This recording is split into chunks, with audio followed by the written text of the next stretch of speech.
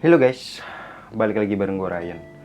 Guys, gue masih ngelanjutin untuk menjawab pertanyaan-pertanyaan yang masuk ke komen gue di Rainbow Education ya di YouTube. Nah, hari ini yang mau gue tanggepin itu yang ini nih guys. Gue bacain ya. Gue bacanya itu sedih banget sih ya. Gue tahu ini fase-fase awal atau fase-fase seseorang itu dalam proses mencari jati dirinya. Gue bacain aja ya. Sampai detik ini, saya masih belum bisa berdamai dengan hati. Belum bisa menerima kenyataan bahwa orientasi seks saya berbeda. Saya tidak mau jadi gay, dan saya belum pernah masuk ke dunia gay. Akhir-akhir ini saya mulai merasakan kehampaan hati. Saya terus meminta kepada Allah, tolong beri hamba cinta. Tolong kasih kesempatan kepada hamba untuk merasakan cinta. Cinta kepada seorang wanita. Namun, mengapa engkau tumbuhkan cinta ini kepada teman laki-laki hamba? Hamba merasakan cinta yang tidak pernah sebahagia ini yang hamba rasakan. Maksudnya kepada cowok ya guys ya. Namun, itu salah. Hamba selalu merenung dan menitikkan air mata. Nurani selalu tidak pernah ingin jauh darinya. Namun, akal menolak. Hamba jadi pengagum rahasia. Hamba ingin selalu dekat dengan dia. Namun itu salah. Hamba jauh dari dia, membuat hati menjadi semakin sakit dan takut kalau kebahagiaan tidak bisa terulang. Hamba merasakan kebahagiaan yang menyalahi kodrat. Hamba ingin berhenti merasakan cinta ini, namun hamba semakin menderita. Sampai kapan hamba hidup di balik topeng ya Allah? Sampai kapan hamba bisa berdamai dengan hati? Sampai kapan hamba mengagumi dia dan benar-benar mendapatkan cinta yang engkau rindui? Guys, komen yang tadi gue bacain itu adalah gambaran seseorang yang mengalami fase pertama di mana dia masih proses mencari jati diri.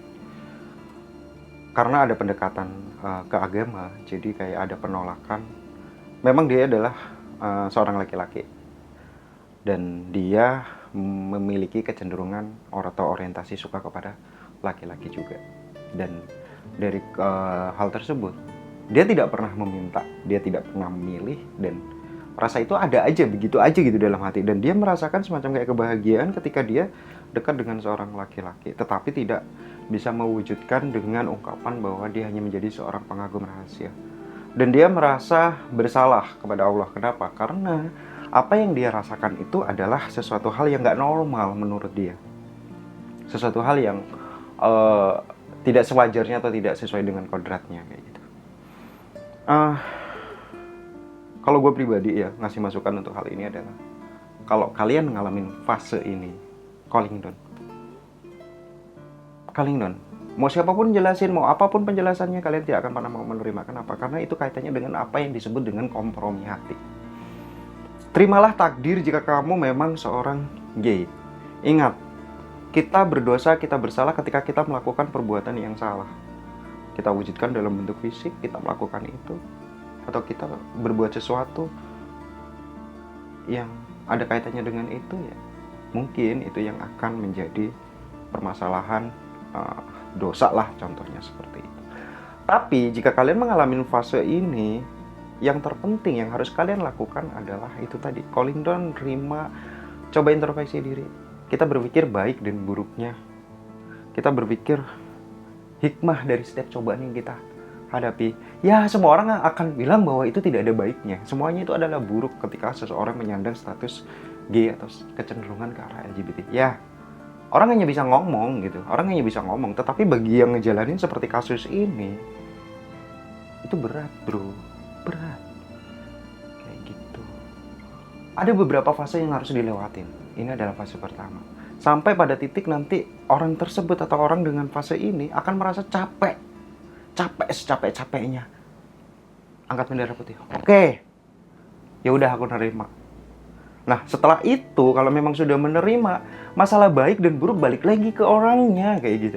Ini masalah implementasi dari orientasi seks itu sendiri. Ketika seseorang masih bisa menahan hawa nafsu, orang tersebut masih bisa nahan diri, it's okay. Kita tidak dihukum dengan perbuatan yang tidak kita lakukan. Kita tidak berdosa dengan perbuatan dosa yang memang tidak kita lakukan. Itu adanya di dalam hati gitu. Dan nggak ada yang minta, God, give me again.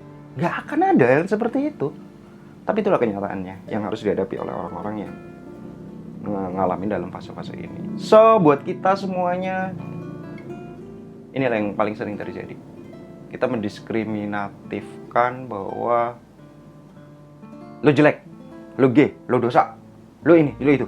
Itu yang paling banyak terjadi. Ini fase rawan gitu, fase rawan. Mereka butuh dukungan. Dukungan untuk menerima kenyataan bahwa dia seperti itu.